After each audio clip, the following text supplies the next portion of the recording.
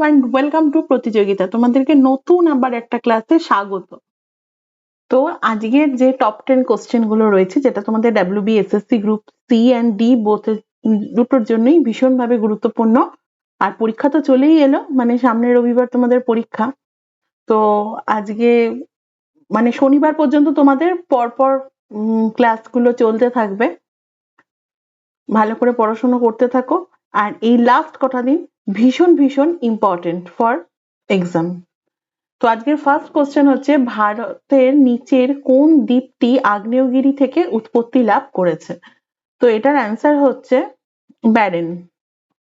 আমরা খুব ভালো করেই জানি যে ব্যারেন যে আইল্যান্ডটা রয়েছে, সেই আইল্যান্ডটা হচ্ছে একমাত্র ইন্ডিয়ার মধ্যে India's only active volcano.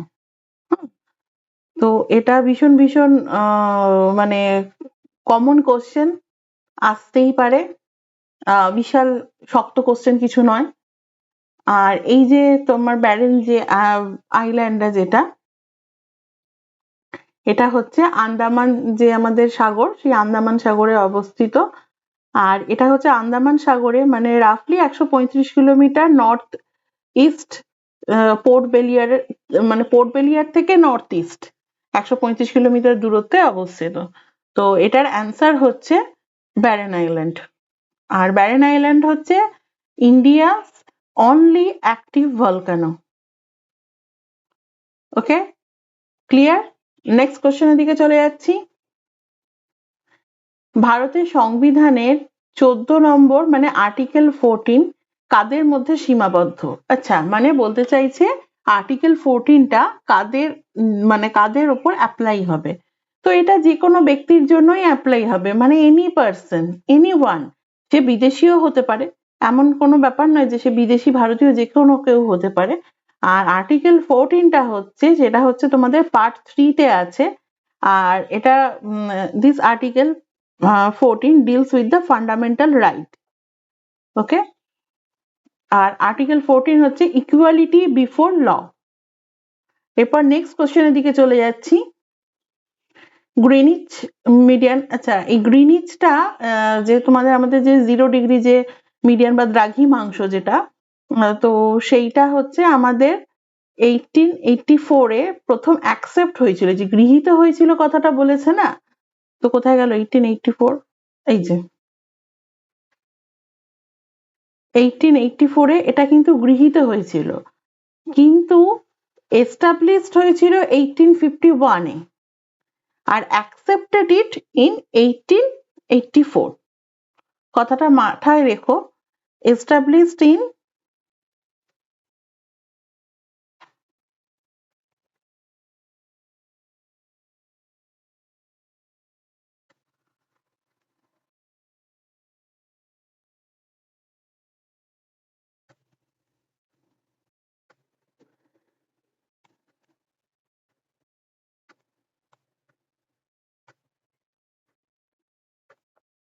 established in 1851 but accepted in 1884। আর দ্রাঘিমাংশের মানে ব্যাপারটা, মানে গ্রিনিচ যে ইয়ের ব্যাপারটা, সেটা তো তোমরা খুব ভালো করেই জানো, 0 ডিগ্রি যে। তো এটা নিয়ে আর এখন কিছু বলছি না, নেক্সট কোশ্চেনের দিকে চলে যাচ্ছি। কিউআর কোডের পূর্ণাঙ্গ রূপ কি?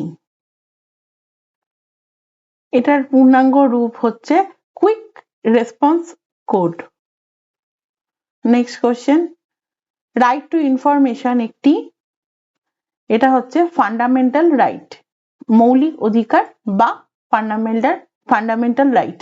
এর আগেই একটা কোশ্চেনে বললাম ফান্ডামেন্টাল রাইট হচ্ছে পার্ট 3, আর এটা হচ্ছে মানে ফান্ডামেন্টাল রাইটটা পার্ট 3-তে আছে। এটা তাও এখানে লিখে দিচ্ছি, আন্ডার পার্ট।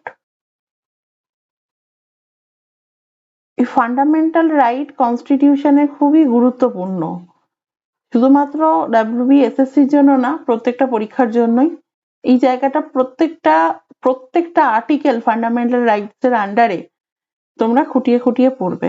আমরা সামনেই ক্লাসেস আনবো, ইচ্ছা আছে, দেখা যাক।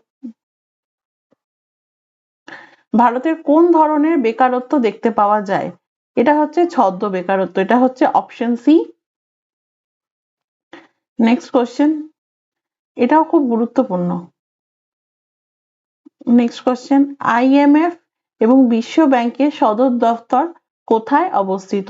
ওয়াশিংটন। অ্যান্সার। নিচের কোন রিট, আচ্ছা এখন কোন অধিকার আন্ডার হোয়াট অথরিটি? এটা হচ্ছে যে রিট আমাদের আছে, তো এইটা রিটটা মানে কোন অধিকারের, এই যে যে আমাদের চারটে রিড আছে তার মধ্যে এটা বলতে চাইছে, তো এটার অ্যান্সার হবে কো ওয়ারেন্টো। কো ওয়ারেন্টো অপশন ডি তে আছে। তো এইটা একটা অনেক বড় চ্যাপ্টার, এইটাই ছোট টপ 10 কোশ্চেনের মধ্যে বলে পুরোটা ক্লিয়ার করা সম্ভব নয়। তো এটা নিয়ে পরে ভিডিও আসবে। রাষ্ট্রের আর মানে এখন তো বলেও সম্ভব নয়, এটার ভিডিও তো আসবেই, আশা করি তোমরা জানো, তাও ডিটেলসে আমি ভিডিও তোমাদেরকে অবশ্যই দেবো, তখন তোমরা এসো দেখো।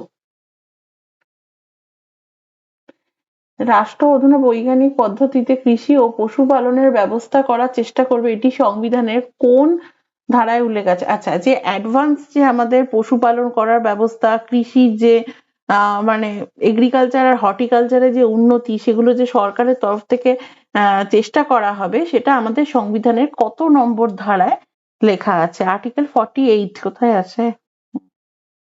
এই তো অপশন 8, 48। রাইট টু ইনফরমেশন একটু আগেই করালাম, তো এই যে রাইট টু ইনফরমেশন ফান্ডামেন্টাল রাইটের আন্ডারে আমি বললাম সেটা পার্ট 3 তে, তো কিন্তু সেটা কত সালে right two information act pass হয়েছিল? সেটা হয়েছিল 2005 সালে, অপশন সি। তো রাইট টু ইনফরমেশন, তাহলে তোমাদের এখানে কোশ্চেনটা যেটা হলো, রাইট টু ইনফরমেশন 2005 সালে পাস হয়েছিল, right two information fundamental rights এর আন্ডারে আছে।